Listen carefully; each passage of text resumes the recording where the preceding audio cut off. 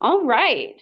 So, since we saw each other last week for our midweek mastery, we actually had a session called Buyer Beware on Thursday. Did anyone attend that one? Mm, couldn't. Yes, Matthew, you did. Any thoughts on it? Oh yeah, it was quite interesting. I learned a lot as well, and I'll probably watch it again if we can online. Yeah, it was a good one. So for anyone that saw, Frank Cavello, broker of record with Realty Executives Priority One, has put together a couple legal service seminars for us, just talking about some of the scenarios that they're seeing, and there's different topics. So last week was about it was from tenant and landlord services, legal services, and they were talking about tenant rights and how do you proceed as a landlord and what happens if you sell a house and the tenant won't vacate. So all that stuff. And then upcoming, we have another one in April from that Frank is putting together. But this month, tomorrow and March 26th, I believe that Thursday, we have two other law offices joining us. So tomorrow, in person and on Zoom, we'll have Couye Law, which is my cousin actually works there. They are the real estate law office that helped me close my house. And they did a great job, and they're kind of a boutique. So I think they're only three people, one lawyer, two law clerks. But they do great work. They're in South Mississauga, Port Credit area. So they're going to come in, talk to us about themselves, plus some of the scenarios they're seeing and how to protect yourself and your clients. And then at the end of the month, on March 26th, we have Legal Lab, which for anyone that knows Rhea, also it's Rhea's birthday today, for anyone that knows Rhea. um, but Rhea works at Legal Lab and they've come in and they've done presentations for us before. So at the end of this month, they're actually going to come in and talk about commercial real estate. It's not a huge focus that we have with realty executives, but it is something that we do get some questions about. So we want to spend a little time talking about that and having the professionals talk about that. So those are just some things to look out for. Before I go into my funny story that happened this week, does anyone want to talk about what's been going on this week? Any new listings, any sales? What's going on? I'll jump in Yeah, here. Matthew. Oh, go ahead, Matthew. One of my longtime painting clients asked me to list his basement in Cambridge, so kind of happy about that. And Awesome. I have another Awesome. friend that I'm helping him hopefully sell his grandma's unit and buy a townhouse as well in Mississauga. Nice. So these are past clients through painting and friends and family, that kind of sphere. Yeah, he messaged me out of nowhere, so I was kind of happy with that. And he's trying to list it himself, but he's having problems, so I guess that's why he's asking for a specialist, I guess. Yeah, definitely. That's awesome. Alroy, you want to go ahead? So I went a little old school a couple of weeks ago and mailed out 14 letters, Yeah, I was going to ask you got about that. two listing appointments out of it. So I don't know if I'm going to get the listings, but they were both very interesting. Both sellers, they invited me into the house, have a look around the house, sit down for a coffee, have a drink and stuff.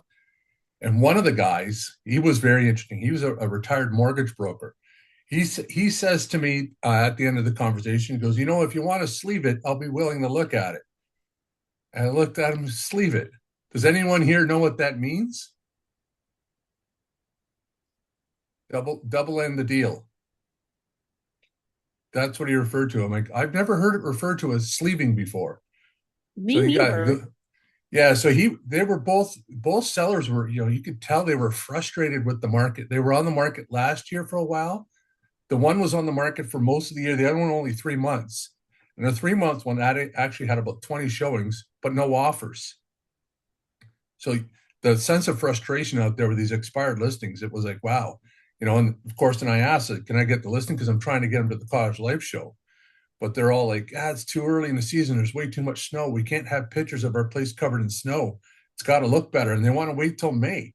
I'm like, May is too late, man. Spring market's already passing by us.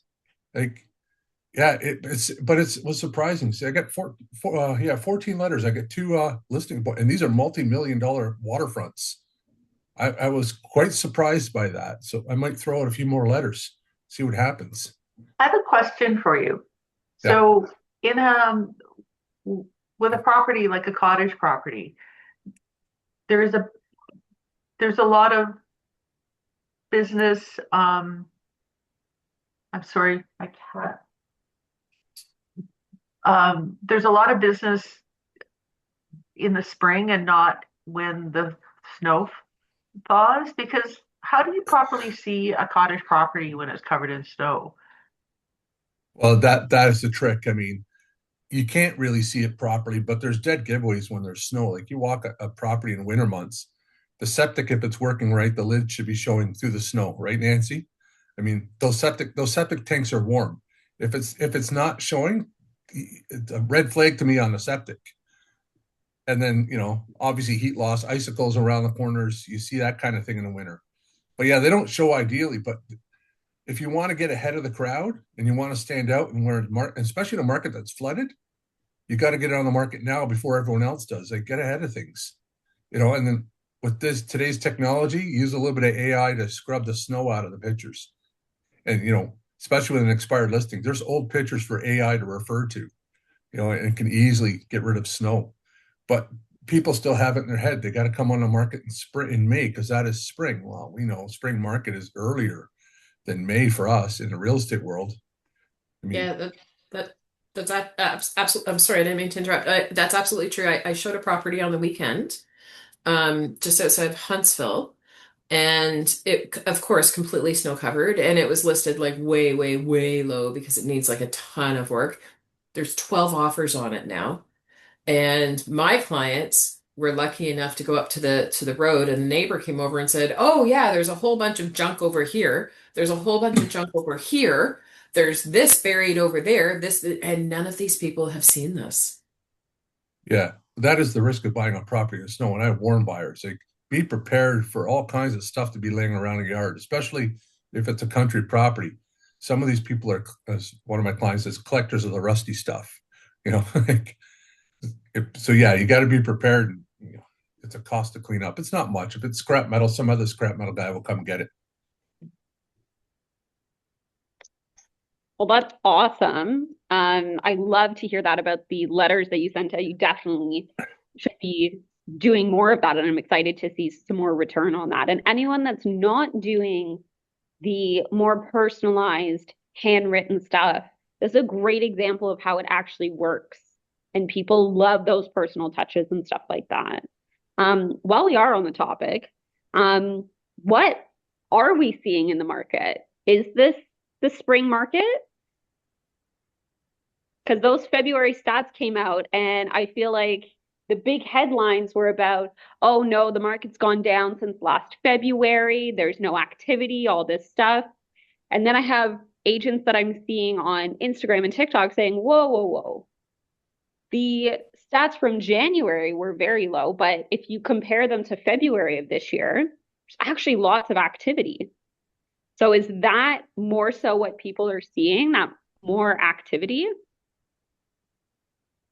Yes, Nancy. I feel like it started a tiny bit later, like at this time last year. I had done more deals than I've done this year.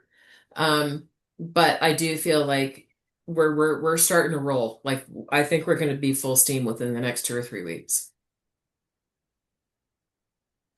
I would personally agree. Yeah, Julia. Yeah, I'm seeing that in Toronto. I've a lot of properties that I've viewed. I saw a property 2 nights ago that's been on the market since well last year. Lots of price reductions. Honestly, a steal. And they got two offers. And I talked to the agent yesterday afternoon, and I don't think he's happy with the offers because he's still trying to move it up. But these clients are losing quite a bit of money on this. It was a pre-con, I think, that they bought, but it's beautiful, beautiful unit. and I wish I could have bought it. It's a beautiful unit, and they're getting us, whoever gets it right now is getting it for a steal. And other units that I've sold, I looked at houses and condos in the last month. I'm getting the offers coming in on my broker bay. So I think we're going to start working through that inventory that's been sitting. Yeah, I think that is the number one thing that I saw too, is that new listings were down, new sale and sales were up. So working through that inventory exactly is what I'm seeing. Matthew, I know that you had been doing some rentals and working with tenants and landlords. Are you seeing anything different on the lease side? Are you seeing, better opportunities for tenants? Is rent still egregiously high?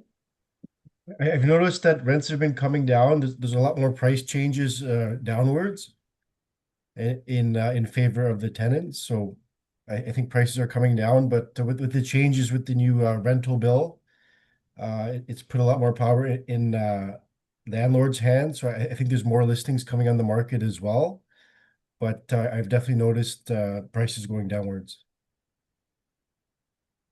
Yeah, I definitely saw that too. I actually sent rentals.ca came out with their March report, and I sent that yesterday to my client who currently rents. He's looking to buy, but he sent me a text maybe 2 weekends ago and says, "Look, I don't know if this is going to turn into anything, but my sister just said she wants to move out and rent somewhere."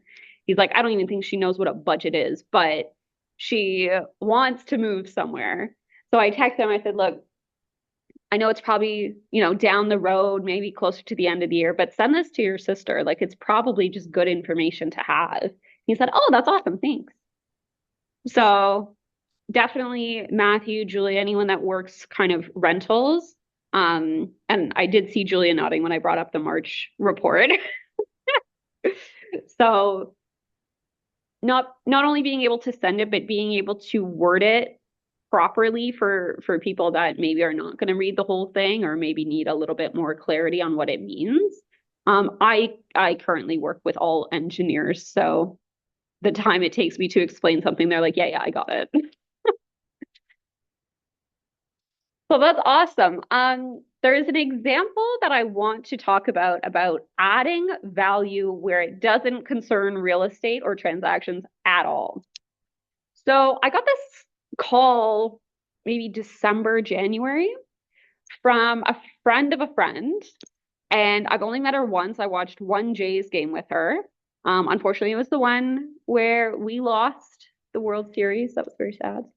But we had just been chatting. She was super outgoing, and so she followed each other on Instagram, and she called me in December and said, "Look, I'm 33 years old. I have no idea what I want to do with my life. I may want to become a realtor.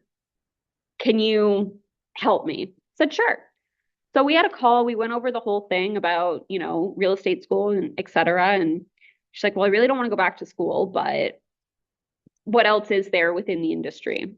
So we're talking about that. And I actually said, "If you give me some time, I can put together a list of some of the other things that you're able to do. You can be an inspector, you can go work as a sales agent at a, new builds, all these different things that you can do. You don't have to be a salesperson."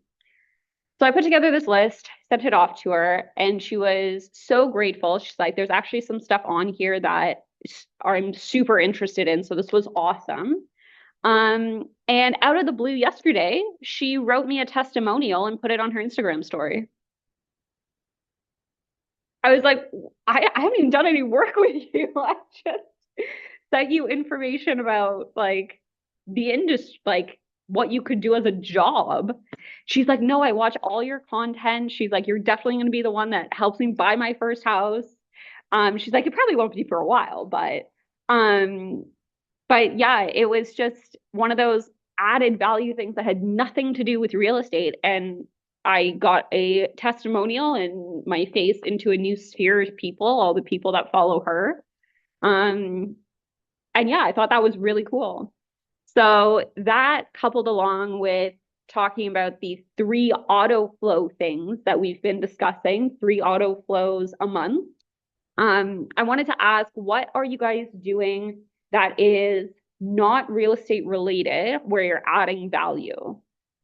I know, like the first thing that came to mind, Nancy, is the lunches that you do, or Julia, the political events that you go to, something that's not real estate related, but adds value to people, and preferably that integrate into your auto flow. Does anyone have? Yeah, Nancy, go ahead. I'm the I don't know what you want to call it. I'm the head of the sponsorship for the Sunflower Festival. Um, I need to figure out how to raise another 8 grand, I think. Um, so that's like me going out into the community and begging for money, Okay, basically. well, when you put it like that, I don't know. Yeah, I'm basically, yeah, I go to local businesses and say, would you like to sponsor the Sunflower Festival? There's different like grades, like there's gold, silver, bronze, sponsorships, blah, blah, blah. So I've been doing a lot of that, and they're just seeing my face through the sunflower. yeah, so more so community involvement than Yeah, real estate. yeah. Awesome. Now, when you're kind of, let's say, campaigning for funds, Yeah, that's a instead of better begging for idea. money on the street, um, you're only doing that in person? Are there any like emails that you're sending out? I know, it's a smaller community, so I don't know what would be better personally for you, but just curious. I've done both. There's some that I have done emails to like large, large companies Hmm. um, that are faceless, pretty much. And but the rest of them, I do go like into the, I walk in and do it face Yeah. to face. And then would you or the team do like handwritten thank you cards to them? They do typically, yes. Yeah. Yeah, Nice. they do. And they will provide a tax receipt as well. Nice. Yeah, I just thought, if you're gonna go see them in person, it's kind of nice to go back and say thank you. Yeah, yeah, we Yeah. do.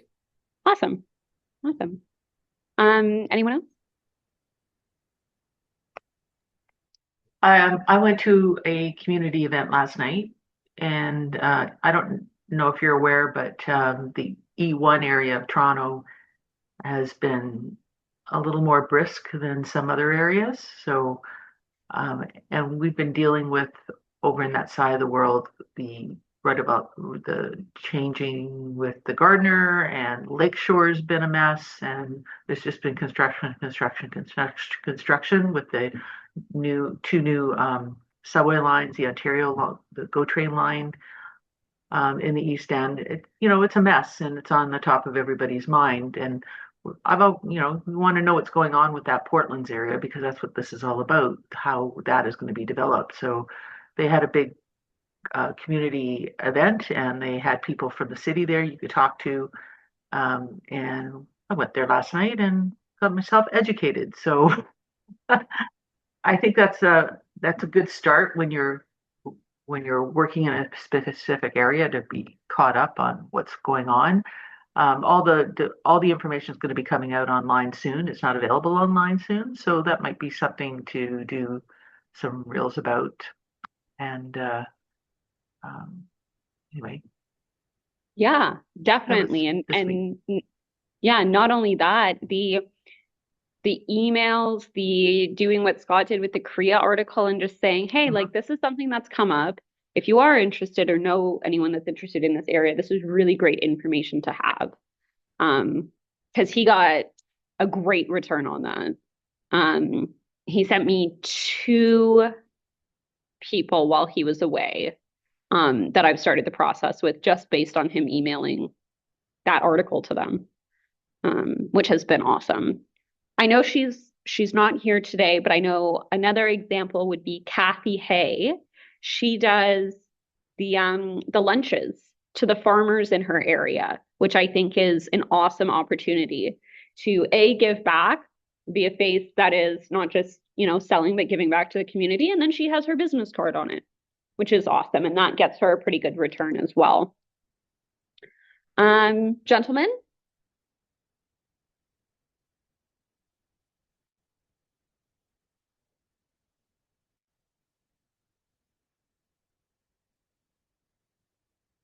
Any activity in the community other than sales? We putting our face forward? Are we begging for money on the street? And it's funny, the amount of people that walk up to me and you say, hey, you're a realtor, right? And then they ask me some question that I shouldn't be answering. It's implying there was some friend that was just going to refer over me. Those questions that I don't want to do. Yeah. Matthew, I know you were doing you had done the pumpkins, you had done like some other stuff, some other give back things. Are you doing anything else like that? Any kind of like even just auto emails?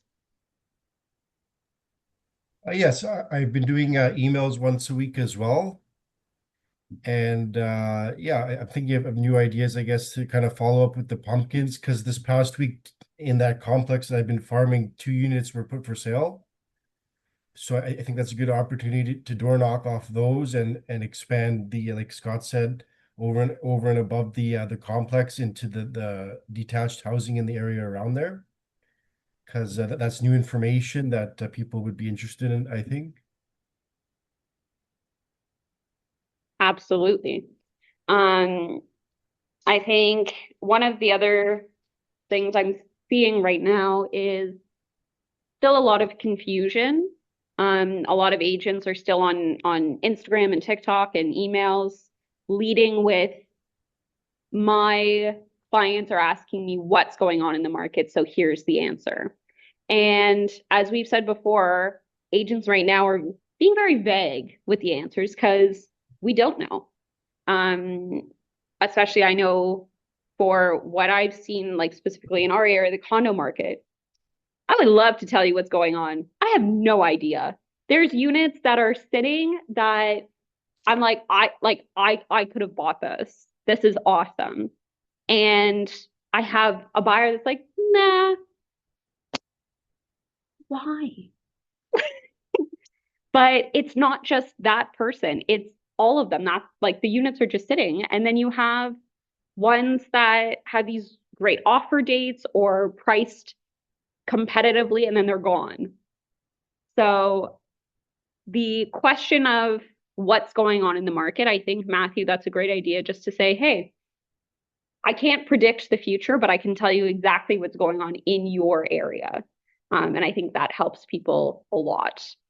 Um, that's awesome. I love that we're all kind of, involved in the community. And I knew you guys would all be involved because you're involved every Wednesday. Yes, Matthew. One thing I'm noticing with my clients is a lot of people want to do things, but no one's decisive about it, and they're all willing to push things off. Next year, a couple months from now, there's no urgency, which is, and a lot of them don't have any units, so they're entering the market for the first time, and they're not eager to take advantage of it, which I kind of find odd, because if you don't have any unit, they why wait? I don't understand. I have one answer for you. Nancy, do you want to go ahead? I just think that some buyers, especially first-time buyers, which I don't deal with a lot, actually rarely, I think some buyers are actually playing it like it's a slot machine, thinking that the interest rates are going to go down lower. There's a lot of controversy going on in the world right now. So I think a lot of people are just like waiting to put their coin in that slot machine and pull the arm. I think that's what's going on. That's exactly what I was going to say. When there's so much uncertainty going on, the best choice is no choice. Yeah. So Scott addressed that in one of our meetings. Yeah. Several weeks ago. Yes. And I mean that was before war broke out again. But And you also look at things now like those. I'm sad for my clients because I do personally work with first time home buyers, and part of their budgeting is like it's gas, right? Like it's cost of living. And so I they were already pushing a little bit farther, as to Nancy's point. Like I've got a couple stubborn ones that are like, I'm gonna wait. I'm still gonna wait. Okay. Um, but that cost of living, Matthew, for the first time home buyers especially, it's hard, and it can be really shocking. And when you have changes like that, it's like, ooh, I don't want to do anything. So I'm hoping that there's some calmness, I'll say, coming from our neighbors across the border, but we'll see. On the topic of flow. So there's one thing that Scott described as, when we're talking about flow and auto flow and everything. He defined flow as earning your business every day. And I know a couple of weeks ago we talked about kind of that job description for real estate agents. And I want to go back and just read off some of the notes I had taken that obviously involved you guys, because you show up every Wednesday and I couldn't be happier. But I have some like goals that we talked about. I have some of the auto flows that we talked about, some of the conversation numbers here. So I'm going to read them off because I think it's a good reminder that tracking your numbers is a big part of it, not only because you get to go back and analyze your numbers and see where you can improve, but I have some notes here that you guys actually found that you talk to more people than you think. And I think that really, really impacts your mindset going into everything. When you realize that you're actually doing a lot more than what you're not doing. I know in my brain, I have this whole list of things I'm not doing, but I never focus on the tasks I actually completed and been like, oh, okay, like I'm okay. I'm doing fine. So goals in 2026. Anyone see their name? Don't worry, Julia, you're here. Okay, Alroy. Video every 2 weeks. How's that going? So far. Pretty easy when you have a team behind you, your video stuff, and they schedule it all for you.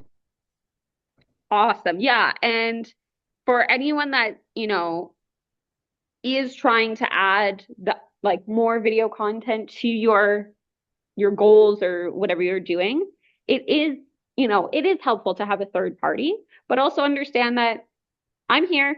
I can help you save money and learn how to do that yourself. Only takes a couple sessions with me.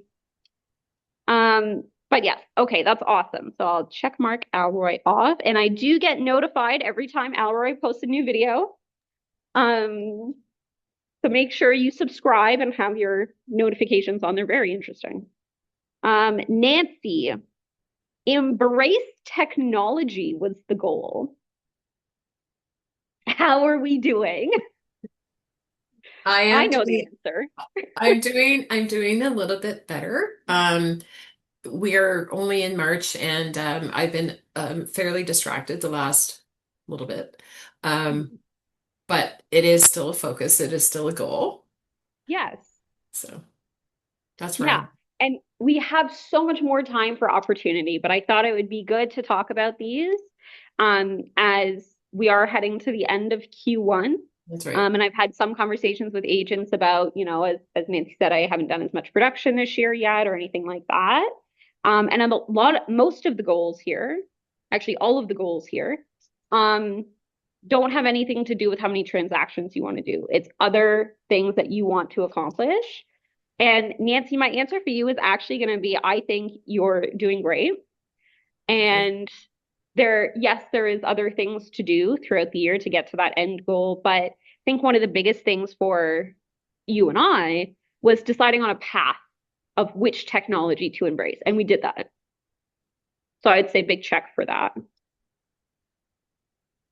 Julia, use Lofty, use social media.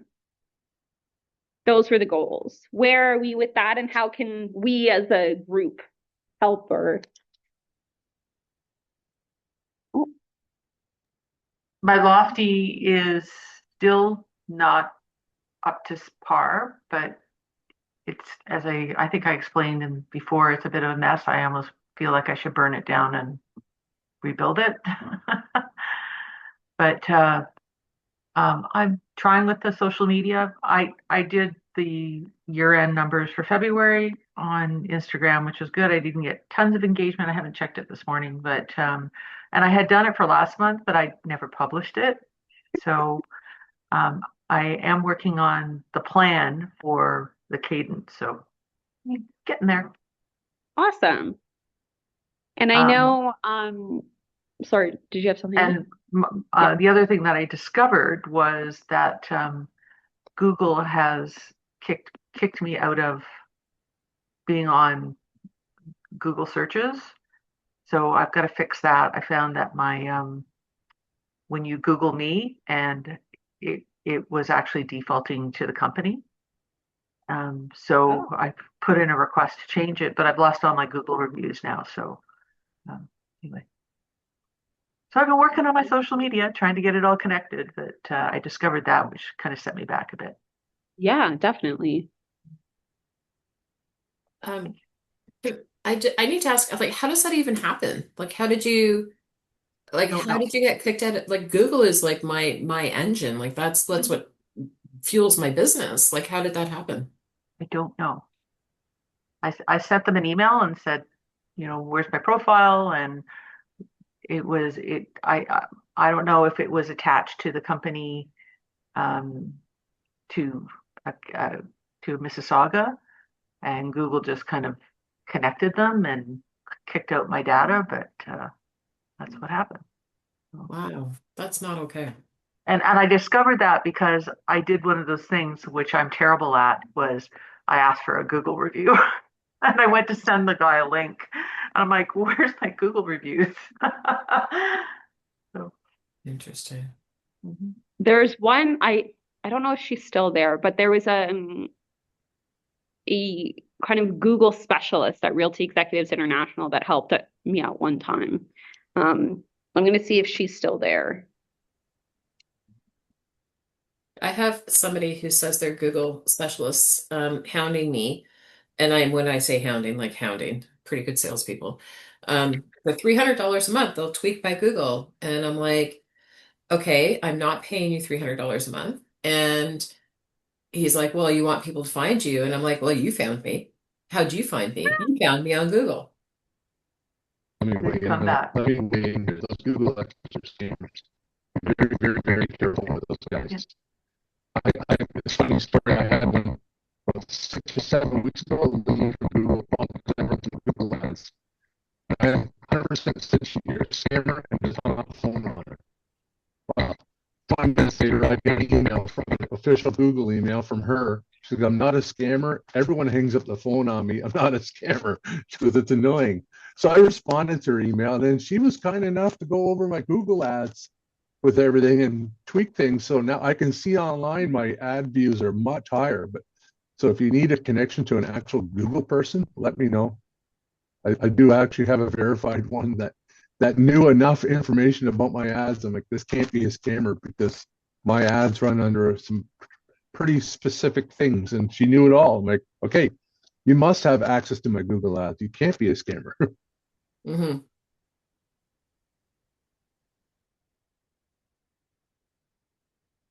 Right. Matthew, unfortunately, I don't have your 2026 goals in front of me. But I know that one of them was just to use different holidays and stuff to connect with more people. Um, so I think you're on track to do that, especially to follow up with the people that you deliver the pumpkins to and everything like that, which is awesome. Um, as for the conversations, when we're looking at those goals, and I had said I had a note here that everyone was kind of shocked about how many conversations they were actually having, which was awesome. With Nancy, I had in here for 1 week, you had 33 conversations. Do you remember that? I do. Yes. And the challenge I have in brackets was the weather. It was hard to get out and chat with people, just because of the weather, right? And that's that challenge. When you are having those conversations, I think I know I miss this all the time. I never think about it, but one of the missed opportunities is always the personal DMs. And I know we talk about this a lot, and the reason I talk about it a lot is because I know I talk about it and I don't do it. So that makes me believe that when some people hear it, they also don't do it, which is totally fair. But what we've seen is our with the personal touches. Anyone that is friends with Nasir on Facebook, those personal DMs that he sends, it's always just checking in, saying hello, and that counts as a conversation. And when we're talking about those, I know that everyone here knows the Ford script: family, occupation, recreation, dreams. Um, does anyone find a challenge when maybe it's not a script that you have, but when you're talking to new people or maybe people you aren't in that flow with? I know, Matthew, you had said you had a conversation with somebody you hadn't talked to in forever. Um, is there any place in the conversation where you feel like you're forcing it, or is it really just flowing, and you get to a point where you start talking about business or even the real estate market in general? I don't feel awkward. No, No, never. that's good.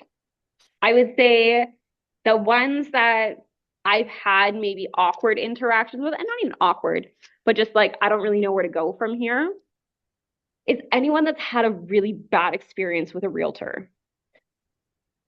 So, as someone that is newer, um, how do you broach that? Because I was standing there like, I'm sorry to hear that. Like, I don't really know what to say now. So, advice, please. There's lots of experienced people on this phone call. I can't wait to hear that. So I've had this conversation with people before, and outside of personalities, it's nice to know what it is that they really didn't like about them, and be very open with them and say, some people are triggered by different things. For instance, if you have a client that never wants to reveal how much they're willing to pay for a place because they believe that when you put in an offer in for them, or if you're selling their place, then that will be your target number and you won't try to do any better, right? So sometimes you have to live within that conversation with certain clients. And I think it's best to be completely upfront and tell them that. Like, if you want to keep your numbers secret, that's fine. But I'm just going to give you the data that I see within the market, and you can decide whether it fits in with your plan. And more times than not, once you've proven yourself to know the data, then that item that they didn't enjoy with another agent gets washed away in your transactions with them. And sometimes when you're interviewing each other to decide whether you want to work together, it's best to talk about the things that didn't work for them in the past, and come up with a plan right away on how to deal with those things. So Okay, I would totally hire you as my realtor. That was awesome. you're welcome. Thank you. Anyone else been in these conversations? I think I would just completely say exactly what Julia just said. Just find out what they were displeased about, like find out, you know, all of that stuff and just deal with it. I totally concur. Yeah, people have to be reminded that yes, we offer a customer service by helping them with their real estate needs, but they are the customer. So I'm here to service you, and don't I don't want to apply my model to you um how you how you feel other people do. So let's talk about what you need and then push all of those things forward, and always remember to drill back on that plan. Improve yourself that you're listening. Yeah, Nancy. And I also think that when you're dealing with people like that, I mean, when you're dealing with any client, you have to somewhat adjust your personality to match that client. Can I joke around with them or not? Can I, do this or what? Can I say this? Can I say that? Because they're all different. So when you're Hmm. dealing with clients that have had a bad experience, you need to really, really nurture that. And you need to know how to nurture that. There's there's a method they call, and I'm sure everybody is aware of this, called mirroring. So when you're speaking to a client, you try to um, not mimic, but adopt the way that they talk to you and questions that they're asking. And it's successful with any conversation, not just in sales. So, That's right. Yeah, and thank you guys. I really do appreciate that. You'll be very happy to know this person that I'm talking about is actually one of my clients now. But that first conversation, when I heard that, I was like, okay. And this was the same day I met this person. I was like, all right, now what do I say?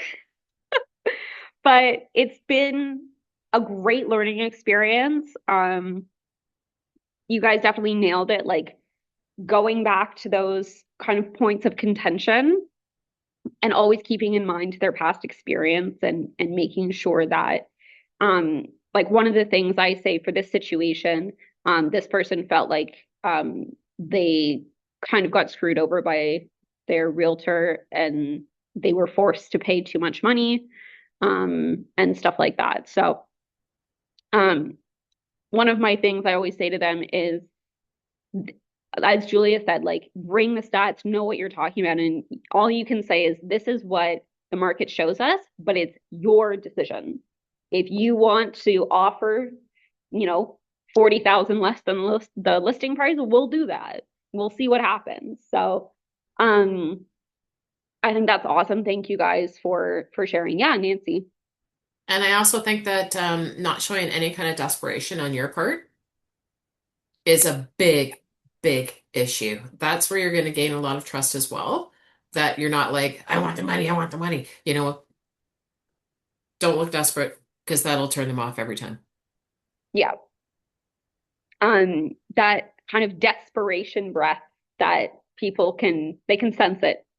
Um, and I think that's one of the main reasons we talk so much about added value, because when you're in this genuinely and you genuinely want to share information and help people understand what's going on and help them, invest in their future, invest in real estate, they can tell it comes from a genuine place. And one of the words that we used actually in the testimonial I received yesterday was authentic. She felt that my content online was very authentic and she appreciated that. And that was kind of the biggest kind of breath of relief for me, because that's something I preach to you guys, whether it's during social media power hours, during these sessions. Authenticity and being genuine is the number one way that you're going to build trust even before you meet them. So having platforms like Instagram, like Facebook, and email, any other that you are being yourself and showing your genuine interest of providing these people with help is great to build that trust and later build deals and clients out of that. So again, thank you guys for the advice. I think that was amazing. Um, Anything else you guys want to talk about? Or I did want to ask, because we have the lawyers joining us tomorrow, are there any situations that you've seen that maybe you want? I don't think they can give advice, but just a little bit more clarity on, maybe ask them, or is this something that you're seeing and how did you deal with it in this scenario? I know for one of the scenarios they're going to talk about that they're dealing with right now is they are representing a buyer's agent in a case where the listing agent actually accepted 2 offers and 2 deposits on a listing. Yeah. So I said, well, how does that work? And she's like, oh, you'll find out tomorrow. I was like, okay. So I sat through I sat through a Zoom yesterday from a lawyer out of the New York area. She was telling me about a fraud case where they almost put her in on it. Apparently, a couple. I can't hear you very well. oh,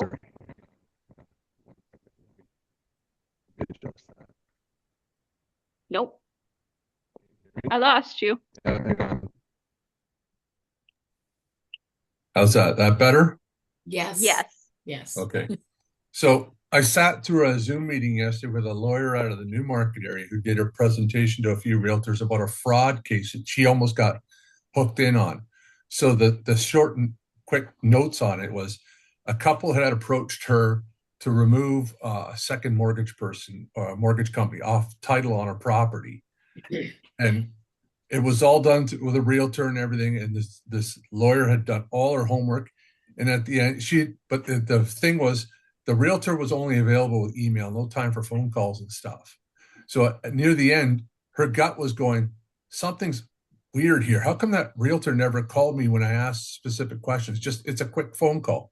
So she called the realtor. The realtor had no idea who she was. So this fraud person had impersonated the realtor completely, sent all the documents over. Apparently the fraudster had been a paralegal.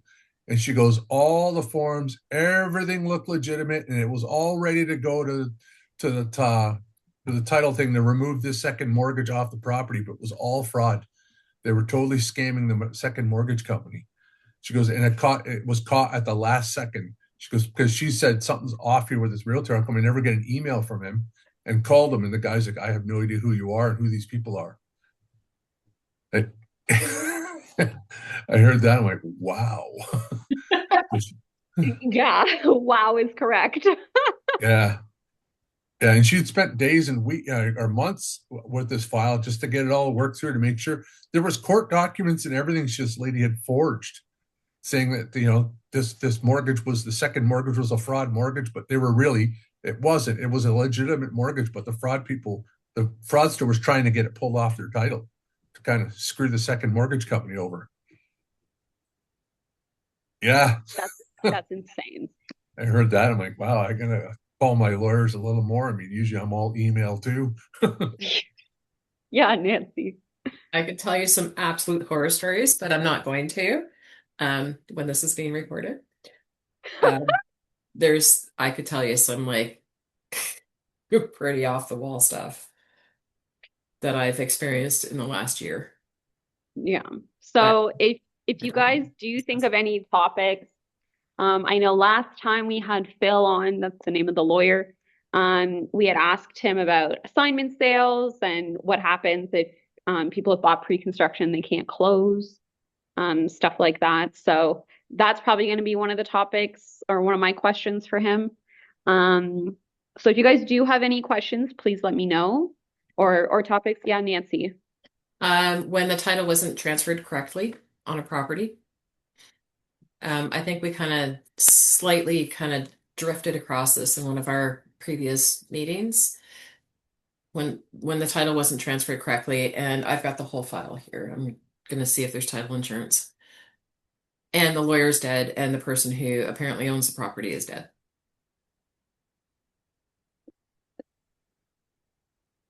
Everybody died. Now what? Exactly. I'm literally writing that in my notes. it's a very complex story. Yeah. Yeah. All right. Well, yeah, like I said, please send over or prepare any questions that you have. And I'm excited to have them. They will be joining us in person, but we are going to have the Zoom as well, which they know, to make sure that we're getting everybody the opportunity to watch and interact. But this should be my final midweek mastery hosting. So I appreciate you guys coming, even though Scott's not here, and joining us for over a year that we've been doing this. That has been awesome. So thank you guys. And that is all from me. You've done a fine job. Oh, thank you. Thank you, Michelle. You're welcome. So what time is the meeting tomorrow? 10 a.m. Yeah. Awesome. Thank you. Well done, Michelle. Thank you.